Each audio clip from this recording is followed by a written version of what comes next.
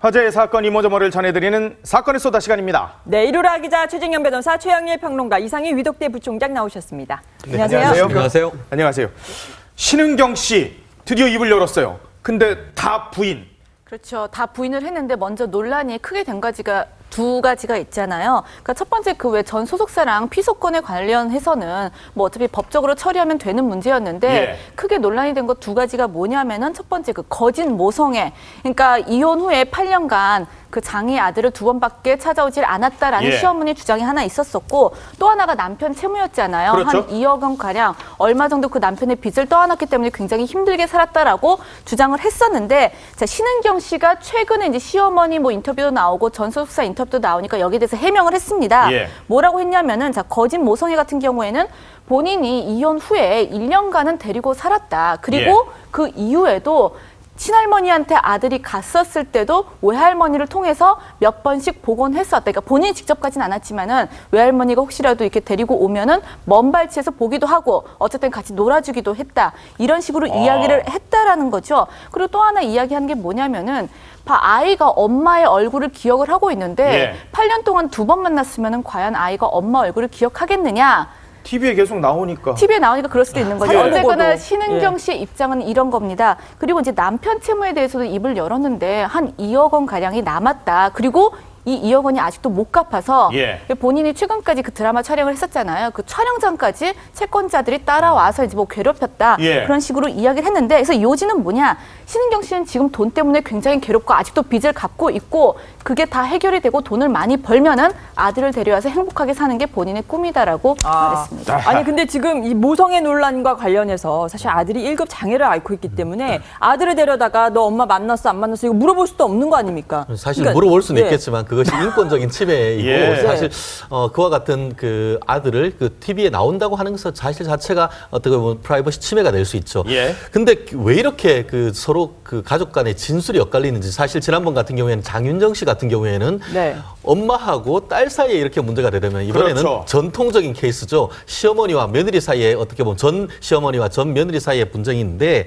아마 좀 시간이 오래되고 하기 때문에 어떤 기억에 따라서 좀 엇갈리는 점도 없진 않겠습니다. 그렇지만 이 사건 같은 경우에는 크게 봤을 때 지금 이게 문제가 되는 것이 이른바 싱글맘으로서 상당히 동정을 받던 그런 이미지가 바로 신은경 씨였죠. 그런데 그거와 완전히 배치되는 얘기가 팩트가 나오니까 지금 네. 상당히 설왕설래하고 있는데 그 부분에 대해서는 저도 사실 뭐가 뭔지 아직 안개 속이라고 그렇죠. 이렇게 보입니다. 예. 물론 제가 아까 그 8년 만에 한 번, 8년 만에 2번이면 4년에 한 번, 올림픽에 한 번 하듯이 그냥 그러네요. 한 번 만났다고 하는 것인데요. 그럼에도 불구하고 지금 보도에 나오면 아들한테 지금 누구를 가장 만나고 싶냐 하면은 엄마라고 엄마죠. 했다라. 예. 그런 것에 봤을 땐 단순히 TV만 봤다고 보긴 어려운 점이 없진 않겠습니다. 그럼에도 예. 불구하고 주위 사람들이 거의 일치해서 친정 엄마건 아니면은 엄마건 간에 만나지 못했다는 그런 진술이 나오는 걸 보면은 뭔가 어떤 지금까지 있는 싱글맘 이미지와는 예. 다른 그런 것이 있는 것 같고 또 하나 예. 금전 문제도 있는데 예. 지금 아들을 지금 그렇게 기르고 있으면은 사실 비용이 많이 듭니다. 특히 특수학교 보내고 그렇죠. 이렇게 하려고 하면 예. 많이 드는데 그 지금 시어머니 지금 친할머니 있죠. 입장에서는 내 폐물 팔아가지고 애 하고 있지 네. 1,000원도 안 받았다. 이런 반면에 지금 신은경 씨 같은 경우에는 본인이 아이를 위해서 보험도 들고 네. 실제 본인이 있는 그 하는 것에서 그 옆에 보모가 있는데 보모 한 그 생활 그 비용으로 한 150만 원 정도 보냈다고 해서 예. 지금 솔직히 뭐가 뭔지 잘 모르겠습니다. 그런데 사람은 거짓말을 하지만 돈은 거짓말을 하지 않습니다. 그렇죠. 실질적으로 돈을 보낸 것이 있다고 하면은 네. 본인이 이제 그 아이를 보낸 보모한테 보내는 돈 영수증만 내면은 그것만으로 해도 상당 부분 의혹이 해소될 수 있기 때문에 그런 부분에 법적 조언을 받으면 될 것 같습니다. 네. 근데 신은경 씨 편이 한 명도 없어요. 그렇죠. 지금 신은경 씨의 대항에서 나온 게 지금 시어머니 그리고 전 소속사 대표 정도였잖아요. 근데 이들뿐만이 아니라 한 4명 정도가 어저께 신은경 씨가 입장 발표를 한 다음에 예. 4명 정도가 또 주르륵 반박 인터뷰를 했습니다. 그래서 제가 좀 정리를 해봤는데 그 사람들 중에서 뭐 신은경 씨 아들, 그러니까 아들이 그 장애 1급을 앓고 있으니까 활동 보조사가 있거든요. 네. 그 사람 같은 경우는 최근 5년간 아들을 봐왔는데 외할머니 비롯해서 그 이제 뭐 신은경 씨 당연히 다 포함해서 아들을 찾아온 적이 없다라고 이야기를 했고, 예. 그러니까 이제 신은경 씨가 결국은 그 거짓 모성애라고 이제 그 주장에 대해서 좀 더 이렇게 지원을 해주는 거고요. 두 번째는 뭐 전 연예기획사 대표까지 나왔습니다. 이 사람은 전 소속사 대표가 아니라 다른 연예기획사 대표인데 남편 채무, 그러니까 신은경이 남편의 빚을 떠안고 살고 있다. 이 말이 사실이 아니다라고 또 예. 이야기를 했고, 또 세 번째 신은경 씨의 전 매니저까지 등장을 했는데, 신은경 씨 그 모성애 이야기를 하지만은 신은경 씨 집에 가보면은 뭐 고양이 6마리나 키우고 있다. 즉 아이는 안 키우고 고양이 6마리나 키우는 엄마다. 예. 그런 식으로 반박을 했고, 여기에 또 온 매장 직원이라는 사람이 네. 피해를 당했다면서 등장을 했어요. 이게 뭐냐면은 신은경 씨가 예전에 뭐 호화사치 생활 많이 했다라고 그랬잖아요. 근데 백화점에서 옷을 사간 다음에 한 1억여 원의 옷값을 사가서 제때 주지 않아서 본인이 그 아하. 책임을 물고 퇴사까지 했다라고 하는. 네. 그러니까 아, 퇴사까지요? 그렇죠. 퇴사까지 해서 어떻게 보면 진짜 신은경 씨의 지금까지 네. 좋은 이미지를 갖다 다 반박하는 사람들만 예. 나오고 있는 아니 거죠. 근데 지금 어제 신은경 씨의 그 인터뷰를 보면 이 작품 때문에 자기가 의상을 나와요. 협찬을 받았는데 예. 그게 무산이 됐다. 그럼 돌려주면 되는 거 아닙니까? 맞아요. 그러니까 근데 이 이게 지금 직원 해고까지 간 거 아닙니까? 논란이 그러니까 예. 이제 여배우로서 그럴 듯한 이야기라고 처음엔 들었어요. 예. 욕망의 불꽃에서 많이 열연을 해서 인기가 올랐는데 그때도 의상 협찬이 잘 안 됐다는 겁니다. 예. 그 다음에 차기작 시나리오를 받았는데 귀부인 역할이었다고 해요.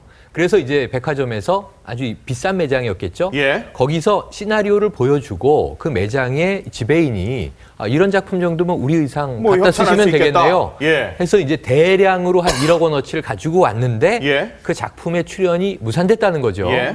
자, 그러면 여기서 의문이 남는 게 신은경 씨의 그 다음 해명이 1억 원 정도 가격이 됐는데 4천만 원 정도를 배상했다는 거예요. 예. 그럼 한 40%의 금액을 갚았다는 거죠. 그러네요. 근데 차익이 크니까 예. 그 매장 담당 직원이 책임지고 퇴사했다는 거 아닙니까? 어허. 돈을 못 받았으니까. 예.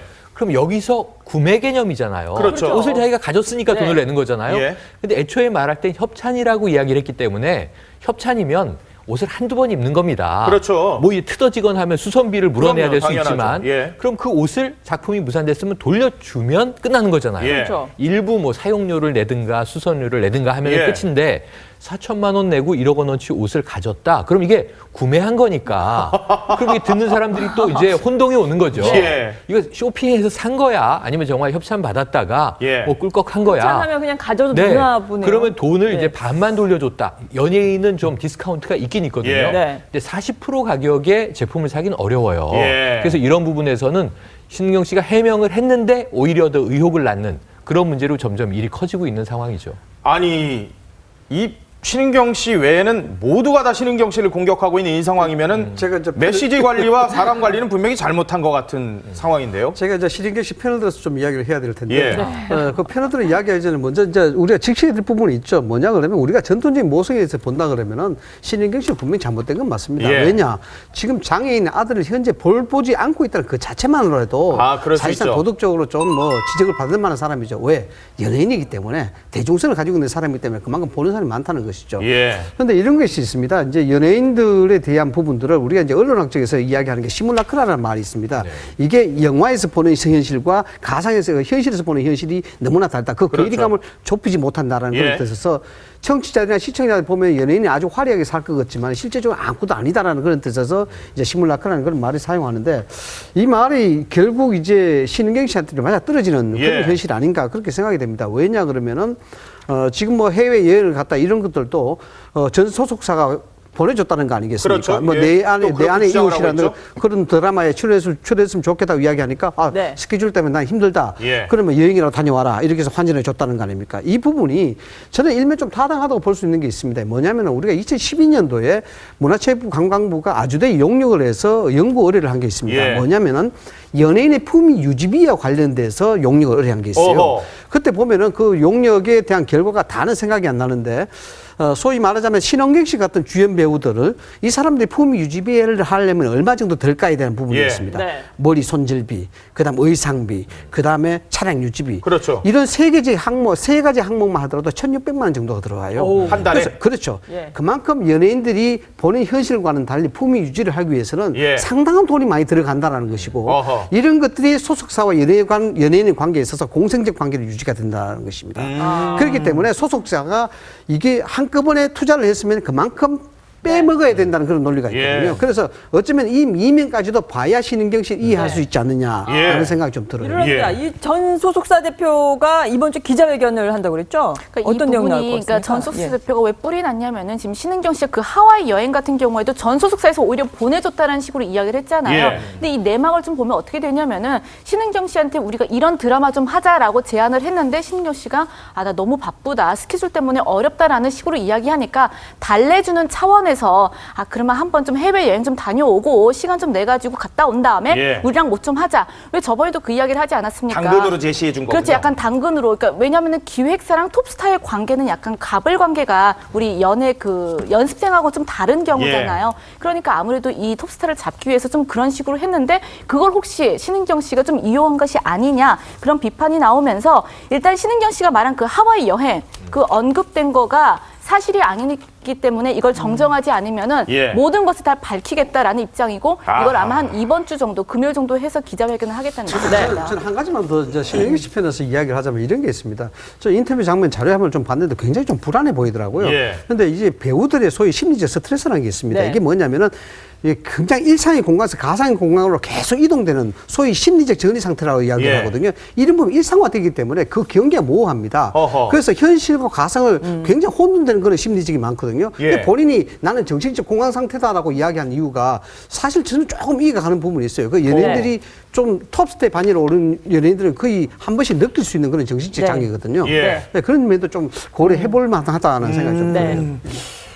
아니 신격호 롯데그룹 총괄회장이 조치훈 구단하고 바둑을 뒀어요? 몸 안 좋다고 뭐 그러고 막 기억력도 없다고 그러더니 바둑이면 이거 엄청난 건데. 이거 장남이 공개한 거 맞죠? 그렇죠. 예, 그러니까 예. 이게 몸이 안 좋으시지만은 지난 1월에도 왜 그 롯데 타워몰 그 현장도 직접 가시지 예. 않았습니까? 그때도 굉장히 감기 때문에 고생을 하셨다고 했는데 이번에 보니까 소공동 롯데호텔 34층에서 본인의 집무실에서 조치훈 구단과 함께 바둑 한 수를 뒀다라는 이제 그런 기사가 나오면서 사진 한 장이 나왔는데 저 사진이네요. 그렇죠. 신격호 그러니까 이게 정말 뒀는지는 아직은 의문입니다. 네. 그러니까 신격호 회장 같은 경우에는 아마 한 4단 수준으로 알려져 있어요. 어우, 그리고 워낙 고수시네. 예 그리고 워낙 그 바둑 애호가기도 하고 또 이 조치훈 구단의 오랜 후견인으로 알려졌습니다. 그러니까 조치훈 거의 구단이 양아들 수준이라 그러네요. 그렇죠. 예전에 그 왜 일본으로 바둑 유학 갔었을 때 그때부터 많이 지원을 해주기 시작해서 약간의 오랫동안 인연이 있었는데 글쎄 그 조치훈 구단 같은 경우에는 여러 차례 예전에도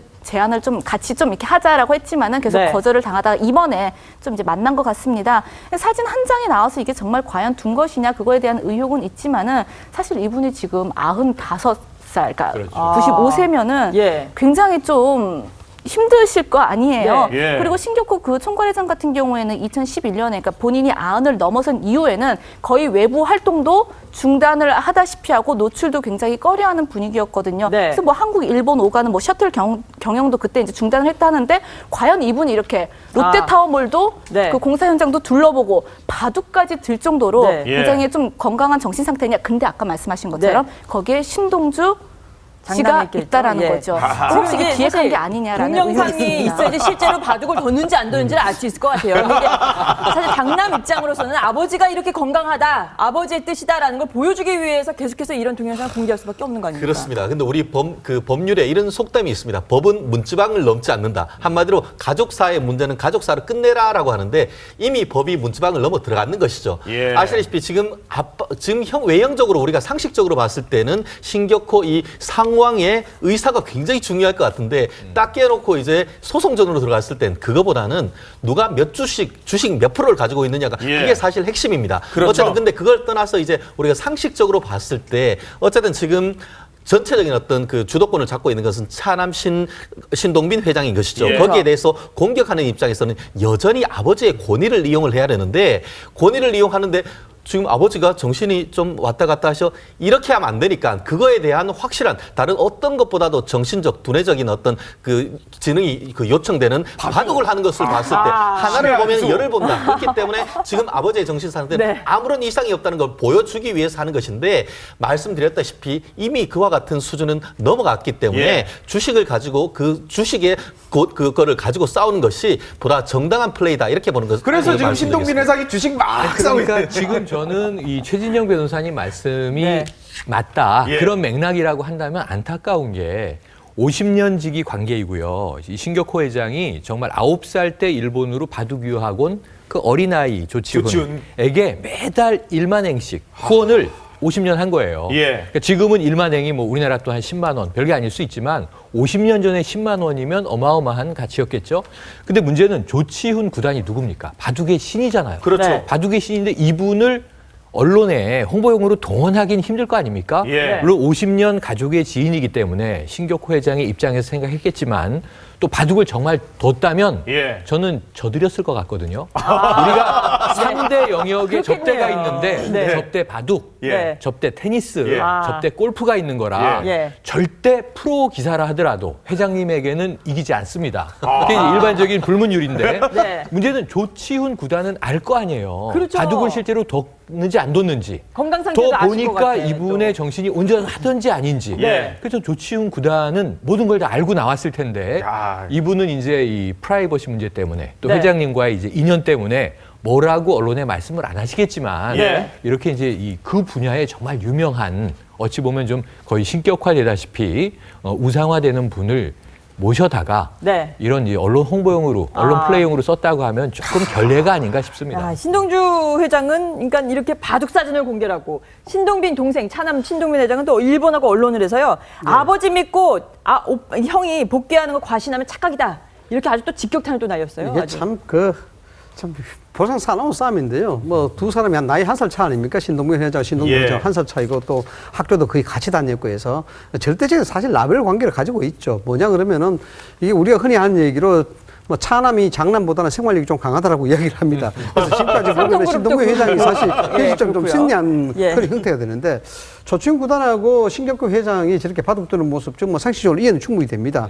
그러나 이제 진실은 오로지 조치훈 구단만 알겠죠. 예. 잘 두셨는지 못 두셨는지 조치훈 구단만 알 뿐인데 예. 모든 것이 상식을 넘어가는 것은 없습니다. 뭐냐면은 저 정도 바둑을 뜰 정도의 명료한 정신력이라 그러면 신격호 회장이 대중 앞에 모습을 나눠도 괜찮거든요. 예.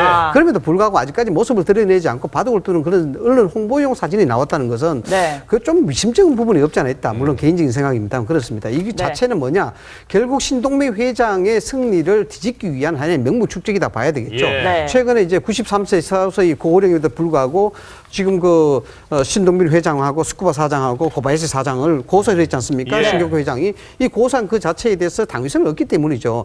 나는 정신이 이렇게 명료하다. 인지적 장애가 없다라는 것이죠. 네. 그렇기 때문에 나는 이 부분에 대해서 분명히 법적인 조치를 하는 것이 맞다라고 예. 지금 명분 축적하기 위한 그런 것이라 봐야 되겠죠. 그렇군요. 자, 지금 또 대한민국을 시끌시끌하게 하고 있는 바로 한상균.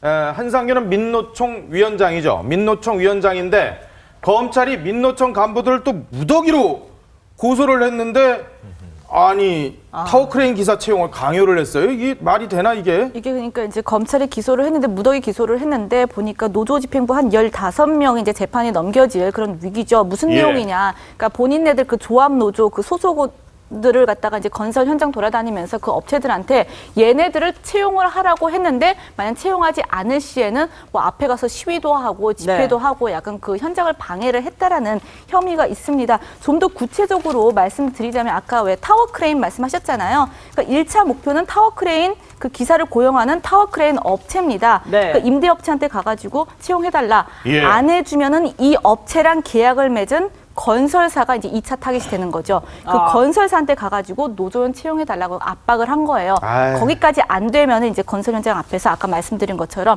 대규모 집회 열어서 뭐 공사를 좀 방해하고 예. 이런 것들이 있었던 것 같습니다. 아니 예를 들어서 이 영업장 앞에서 막 쇠 파이프에다가 예를 들어서 뭐 밧줄 가지고 와가지고 막 시위하고 그러면 겁을 안 먹을 대표가 어디 있고 어느 회사가 겁을 안 먹겠습니까? 이거 엄격하게 보면 협박을 하는 그런 수준인데요. 그렇습니다. 저는 정말 저는 상식적으로 이게 이해를 못했는데 이런 일이 있었다는 것 자체를 사실 이해를 못했는데 현실적으로 있다는 거 아닙니까? 실제로 봤더니만 이런 케이스도 있다고 합니다.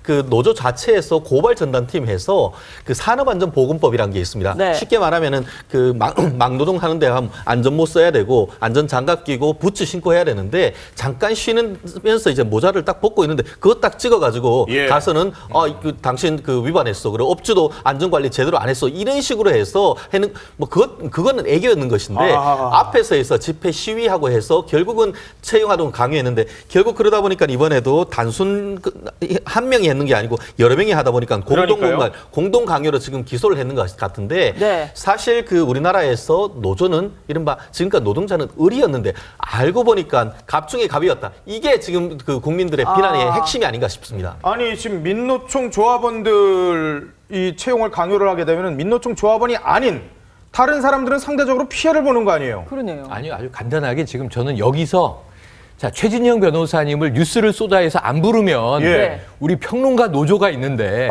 TV조선 앞에서 데모를 하겠다. 뉴스를 쏟아 이 이슈에는 반드시 최진영 변호사를 예. 써야 된다. 예. 이렇게 압력 행사를 하는 거잖아요. 그러면 지금 어떤 문제가 발생을 하겠어요. 예. 지금 그러면 이제 쓰는 사람만 써야 되는 이게 이제 이 타워 크레인 기사가 예. 국내에서 많이 활용되지는 않다 보니까 타워 크레인 업체 3군데 그리고 이제 건설사 10군데에서 지금 이 일이 벌어진 거예요. 예. 아까 말씀하신 대로 공동 강요도 있고요. 네. 업무 방해도 있습니다.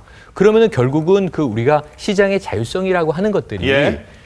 정부의 정책과 법이 규제하는 게 아니라 노동조합이 규제하는 형태가 돼버리겠죠. 그리고 이제 그럼 결국 사람을 고용하는 기업 쪽의 자율적인 판단 기준은 무력화되는 거 아닙니까? 예. 그래서 이제 이런 이제 불균형 문제들, 이거는 이제 정말 법제도를 벗어난 행위다라는 생각에서 문제가 있다고 보고요. 네. 근데 그것과 똑같은 사태가 지금 오늘 오후에 예. 그렇죠. 조계사 앞에서 벌어지고 있는 거죠. 그렇죠. 어찌 지금 보면. 조계사 장면을 좀 봐야 될 것 같습니다. 경찰의 최후 통첩 시간 이 4시가 이제 다가오고 있습니다. 2시간 좀 남지 2시간도 안 남았네요.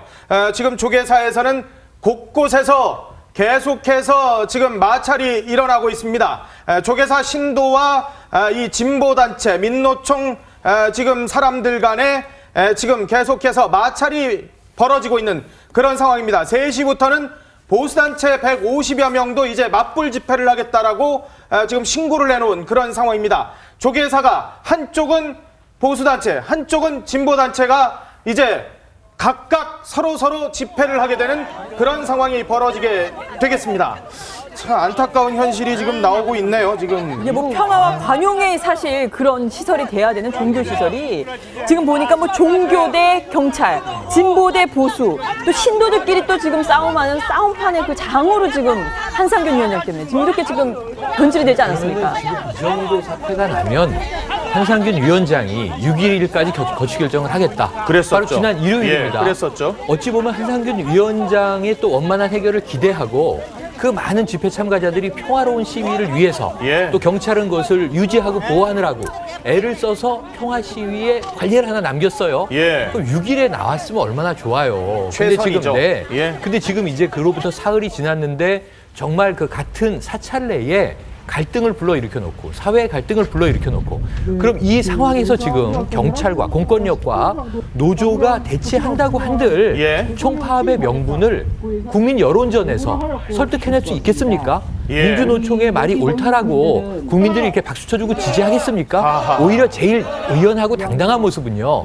본인에게 법적인 문제가 있다면 절차적으로 법의 판결을 받겠다. 네. 본인이 자수하고 나와서 예. 그 이후는 민주노총은 개인의 사유물이 아니잖아요. 조직이잖아요. 예, 그럼요. 명분적으로. 예. 그렇다면 부위원장도 있고 지도부 집행부도 있고 한데 자 남은 그럼 우리 후진들이 뭐 본인들이 요구하는 사회적인 이슈를 위해서 잘 싸워달라. 네. 그런 모습을 보여주면 훨씬 국민들이 예. 노동조합은 노동조합으로서의 어떤 뭐 사회 하나의 사회적 기능을 가지고 있구나 인정을 할 텐데 예. 지금 민주노총이라는 정말 역사와 규모가 거대한 조직이 예. 한상균이라는 한 명의 수배자를 지금 옹이하는 모임으로 이렇게 보여지게 거의 되니까 후회부대다 이런 얘기가 네, 나와요. 스스로의 예. 위상을 깎아먹는 일이다. 그리고 이게 정부와 지금 노사정위원회를 스스로 안 들어간 상황 아닙니까? 그렇죠. 민주노총이. 그렇죠. 그런 상황은 교섭할 수 있는 여러 가지 테이블을 스스로 거부한 상태에서 길거리 투쟁으로 지금 저런 모습을 연출하고 있다고 하는 것이 지금 21세기 대한민국 사회에서 어떤 국민 하나를 더 네. 설득할 수 있겠는가 이런 걸 보면 참 전 개인적으로 민노총 입장에서 생각을 예. 해봐도 안타깝고요. 그리고 한상균 위원장 입장에서 네. 생각을 해봐도 이건 어떤 대안이나 해법을 제시할 수가 없는 아니, 이 상황이고요. 폭력 시위를 이끈 네. 한상균 위원장이 노동자 대표가 맞습니까?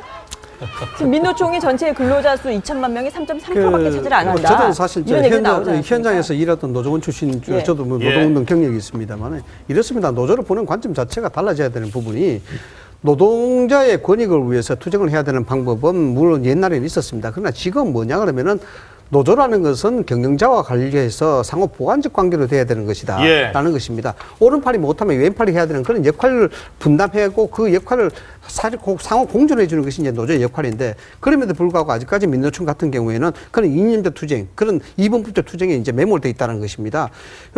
1995년도에 만들어져서 지금 20년간 지금 세월이 지났지 않습니까? 시대가 그만큼 변했는데도 두 가지죠. 그런 가지고 있는 어떤 뿌리 깊은 어떤 폭력성, 그 다음에 사회적 대화에 참여를 거부하는 거. 예. 노사정이라든가 이런 정부에 대해서는 굳이 참여를 하지 않아 왔습니다. 그러면서 독자적인 그런 목소리를 내고 있는 것이거든요. 예. 이것은 뭐냐 그러면은 결국 정부가 만드는 시스템 안에 들어가게 되면 독자적인 투쟁 방법을 못 한다는 것입니다. 다시 바꿔 이야기하면 사회에 걸어날 수 있는 그런 투쟁적 그 성능성 자체가 떨어진다는 것이죠. 예. 이런 것만 보더라도 민주충의 그 투쟁적인 명분은 상당히 시대적으로 많이 쇠퇴되어 있다는 것입니다. 아, 지금 화면에 지금 조계사 관음전 앞을 보여드리는데요.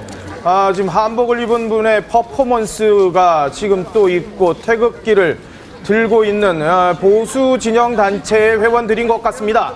잠실이 3시에 집회 시위를 신고를 해놨는데 미리 좀 와서 지금 여러 가지 선전전을 하고 있는 그런 모습입니다.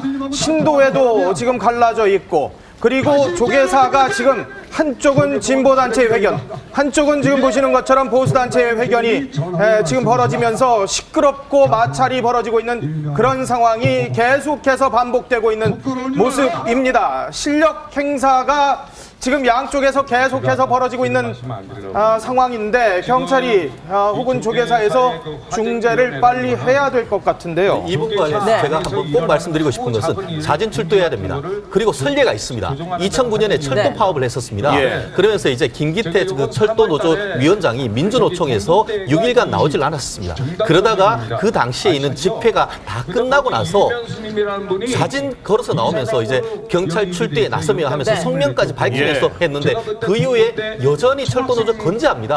사실 지금 그 한상균 위원장 뭐라고 합니까? 지금 싸우다가 나가는 것은 마치 싸우던 장수가 백기투항하는 것이다 하는데 그거는 본인의 생각이고 오히려 이와 같이 스스로 나가는 것이 조기정도 살릴 수 있고 민주노총도 살릴 수 있는 길이란 것을 결단할 시간이 이제 정말 아니, 2시간밖에 오히려 안 남은 것 같습니다. 창문을 이렇게 쳐다보면서 백범위 쳐다보면서 이 지금 양쪽이 마주치는 거에 대해서 갈등하는 거에 대해서 즐기고 있지 않을까 이런 생각까지 지금 그렇기 들어요. 때문에 거기에서 국민들이 불신이 싹 트고 결국 그 불신이 결국 민주노총의 기반을 무너뜨린다는 것을 스스로 아셔야 된다는 아니, 거예요. 이게 즐긴다기보다는 저는 이게 전략의 일환인데 아까 2009년 외에 2013년 겨울에도 똑같은 상황이 있었어요. 예. 철도노조 부위원장인 박태만 부위원장이 조계사에 맞아요. 있었는데 그랬죠. 그때도 이제 김무성 의원과 여야 의원들이 철도노조 파업을 잘 협의를 이끌어냈습니다. 그렇죠. 예. 그래서 파업 풀고 그 다음에 이제 박태만 부위원장이 자진 출두했단 말이에요. 예. 그러니까 그 선례로 가야 되는데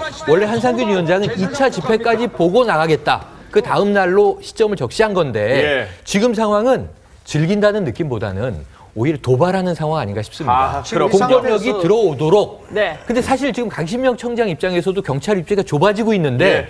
오늘 물리적으로 막는다고 안 들어가고 영장 집행을 안 하면 공권력이 그렇게 된 무력화되는 상황이죠. 그림이 그려져 버리는 거고 네. 아하. 들어가면 저거 봐라 공권력은 또 그렇죠. 폭력 진압한다 이렇게 할 것이고 아. 지금 잃을 게 없는 두 가지 플랜 A, 플랜 자, B를 다 쥐고 있는 거 아닌가 싶습니다. 현장 상황은 계속해서 벌어지고 있습니다. 저희 TV조선 중계 카메라들이 지금 현장에 여러 대가 가 있으니까요. 이후의 상황은 이어지는 시사큐를 통해서 자세히 전해드리도록 하겠습니다. 사건의 수다는 여기까지입니다. 고맙습니다. 네, 감사합니다. 고맙습니다. 고맙습니다.